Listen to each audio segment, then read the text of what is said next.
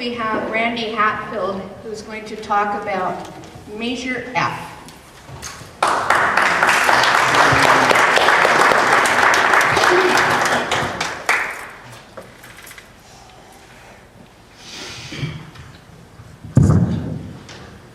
All right, thank you. I'm going to tell you the background on Measure F and why we're producing or promoting Measure F. In 2009, the horse racing, the fairs were all funded by horse racing. In 2009 was the last year that the fairs received money from horse racing. In 2010, the legislators decided that we're going to fund the fairs through the general fund.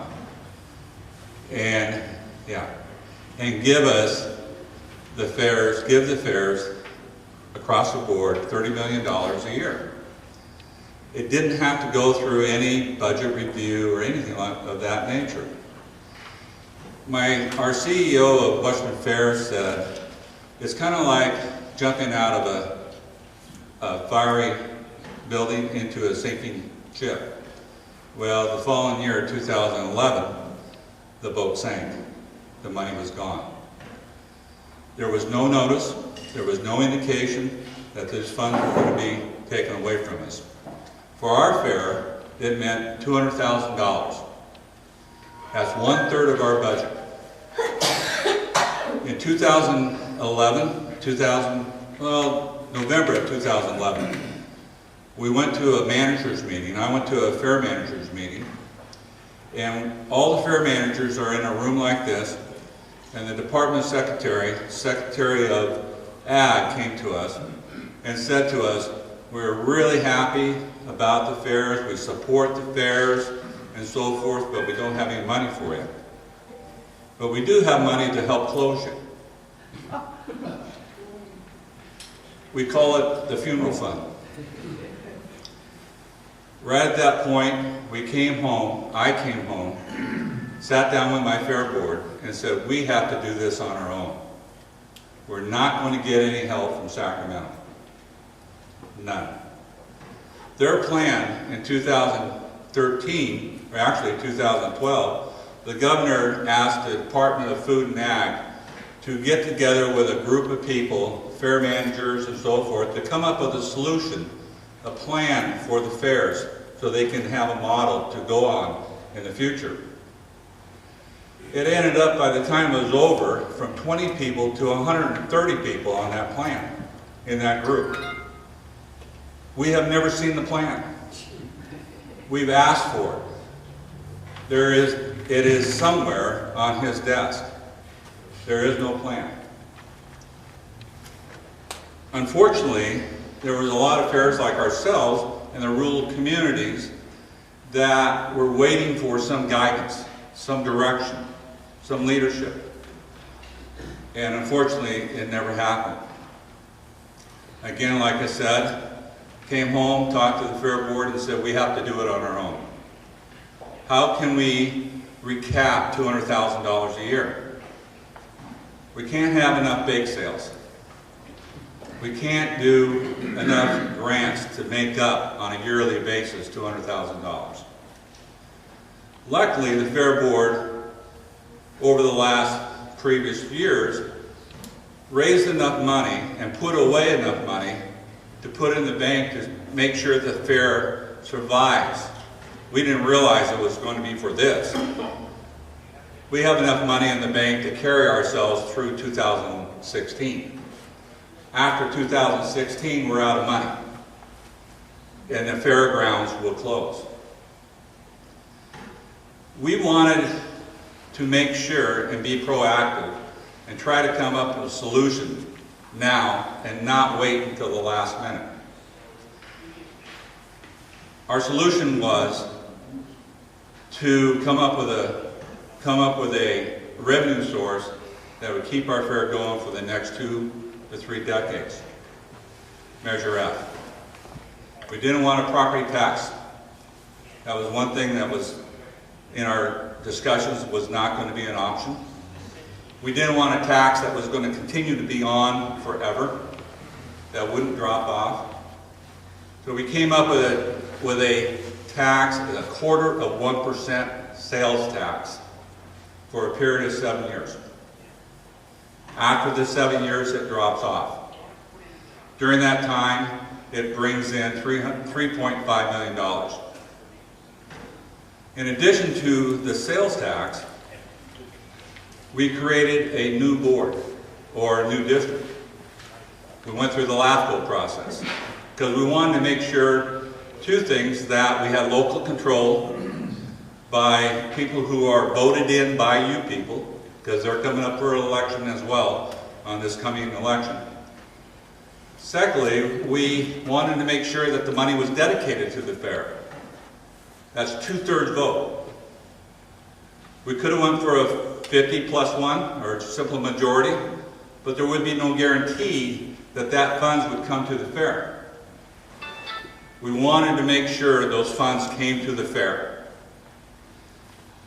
So it's a 2/3 vote. I don't like taxes any more than the next guy. I've seen taxes, pay your taxes, you don't see any results. With this particular tax, you'll see a result. And the result is that the fairgrounds will stay open. I have information in the back here. We have 300 events that occur here during the year. They're everything from events like this, to small meetings, 4-H clubs, to major events. Where are they going to go if we close up? There's a lot of people that are involved in this fairgrounds. We make a lot of service to them. And it would be a shame to see the fairgrounds closed, the buildings closed. The community cannot afford vacant buildings, vacant lots. And that's why we have Measure F. There's an economic impact that the fair closes. That information is back there. We have this information back there. And I'm happy to discuss those with you. We have just a short period of time, 15 minutes. Are we about done? Yeah, almost. Just 7 minutes left. Am I over? No, you have Oh. 7 minutes left. So, with this, the fact that we went through and created the LAFCO process and created the special district was very important, because we wanted to make sure that that money was going to get controlled by a board, a separate board. Yes? Who owns the property? The property is owned by the district, or by the state, and managed by the district. Okay? We have a proposed agreement that they will lease it to the new district. That agreement has been, it started here, and it's been revised and updated by the AG's office. We're closely with them, and they asked all these great questions. And actually, we've found another area that has done the same thing. I don't know what the name of the fair is, but they had, I think it was LA County, they had jurisdiction over the Coliseum. They have leased it out to the college. So we already have that, and we took that same template and added to here. So it's established. We didn't want to reinvent the wheel. Yes, sir. Is a hotel tax considered? Pardon me? Is a hotel tax considered? No. Hotels tax is not part of this. Randy, how much money does the fair and the fairgrounds bring to the community each year? Well,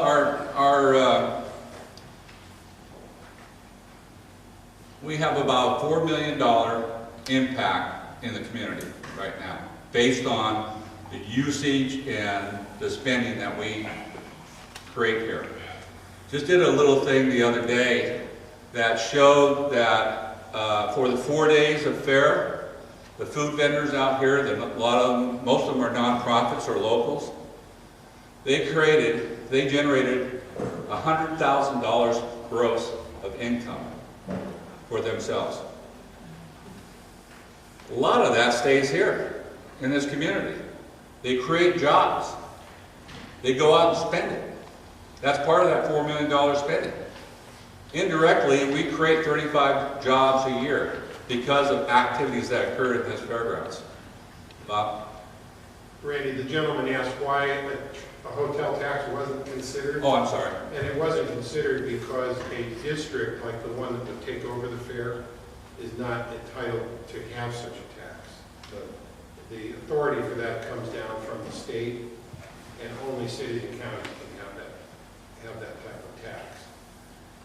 I didn't hear you, I'm sorry. Yeah, Yeah, but thank you. I also want to point out that the alternative to having this tax go into effect and having the funds available to maintain this fairgrounds and even upgrade it to some extent because it is depreciated to a degree, the alternative is probably the most hellacious blight that this community has ever seen, right square in the middle of our community. And it would be such a problem for the city, because we are in the city, to deal with as a facility that's not being maintained, that's not being used, and probably have to be fenced off. I mean, basically it would be just something that we couldn't tolerate. You mean another homeless camp? Yeah, it would be a source of crime, I'm pretty sure. Yes, sir. Randy, I have two questions. The first one's kind of a follow-up. Do you have anything that shows us the revenue coming in and the expenses going out? Is there something like that the public can look at to see sure. where the money's going? Sure, I didn't bring it with me. I gave it to Linda today, Okay. earlier today. Okay. But it's our budget. It shows $400 and approximately $20,000 estimated that comes in a year. And right now we're about $120,000 out of whack, our expenses. That's why we had $500,000 of reserves, and that's what we're working off of, our reserves. So what we're needing to do is close up that gap and give the new board directors time, this will give it, if this passes, them to create some new partnerships with private industry to develop this fairgrounds and put it on a pay-as-you-go basis. Because I really feel that you just don't go back to the voters every 7 years or every 20 years. It's not going to happen. They need to have that urgency, and they will have that urgency to come up with a solution. Because in our long-range planning and our strategic plans and so forth, that's spelled out. And a second question. I understand you guys did pretty well this year for attendance, but isn't it true that across the board, across the state, attendance at the fairs is down? In certain areas it is. Actually, I keep track of, I get publications and watch what other fairs are doing. This year, most of the fairs have been up, okay? And it depends on the economy. Now, we were fortunate to be up. It cost us more to be up because we invested more. Likely, we did have sponsors that came in and helped us pay for some of our expenses. But we were really, really concerned about Cape Blanca and that big event up there. So what we did is that we put our major event on the opening day, John Michael Montgomery on opening day. It turned out to be a good move because we didn't have any competition, and that first day brought our attendance way up, and it pretty much maintained itself throughout the fair. Randy, I just want to echo what City Attorney Bob Black just mentioned. I'm loath to adding any kind of new tax. I'm a longtime Tea Party patriot, and I find that taxes are squandered. But this is a glaring exception. And I can't think of this issue other than such high priority that along the lines of last chance grade and our hospital as a key issue. This is the center of our community. And if we don't pass this, and I can stress, underscore, by a 2/3 vote or less or more, that the future will be a very dim one for this community. So I'm enthusiastically supporting it, and that's coming from someone who doesn't like a tax, but it seems like a small price to pay, a quarter cent, say a sales tax over a 7-year period. So just thought I would make a mention. Yes. think we've lived in other areas, and coming here, the thing that we've noticed is there are a lot of activities at this fair. It's always got something going. And that tells me that it's a center of the community. It's a vital part of what the community is made of. So I think it's a really important aspect. One last one, and then I have to quit. Andy? How much outside does Fair Board have an estimate of how much outside revenue is created because of what the fair does and the people that are brought in? They pay that tax, they come down to the fair, they come to June. Well, we do know that because of our absolutely yearly, it's a $4 million impact on the community. In other words, $4 million is being spent throughout the community. It creates more activity, more economic impact. We have people that utilize the hotels, restaurants, and things of this nature. I couldn't tell you that exact figure. Well, I guess my point being that the citizens of Del Mar County are not the ones totally. We've got people that are attracted in here because of what you do. Right. So money is coming in to support Del Mar County from outside the county because the fair is doing what it's doing. Thank you very much.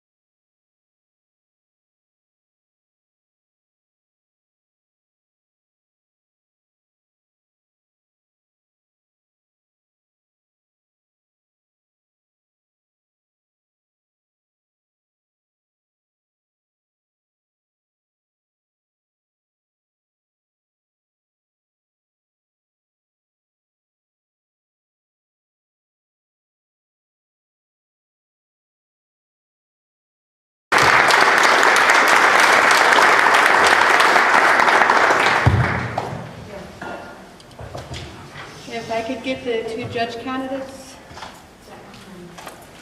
up to the podium.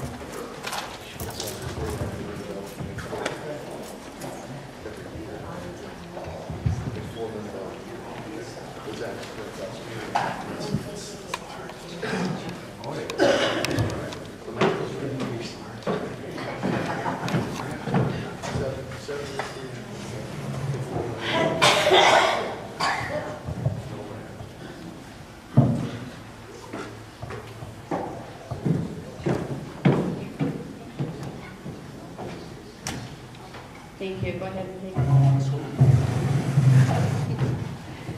I'm going to go ahead and read off the rules for the candidate forum. Each candidate will present a 2-minute opening statement. Each candidate will have a maximum of 2 minutes to reply to all questions. The 6 questions below have been given in advance. Actually, 5 questions below have been given in advance to the candidates. Each candidate will have the opportunity for a 2-minute closing statement. A timekeeper, which is Karen tonight, will give a 30-second and a 10-second remaining warning during the forum. And we'll go ahead and get started. We'll go ahead and start. Oh, let me introduce. I'm sorry. On the left, we have Darren McElfresh, and the standing current Superior Judge candidate,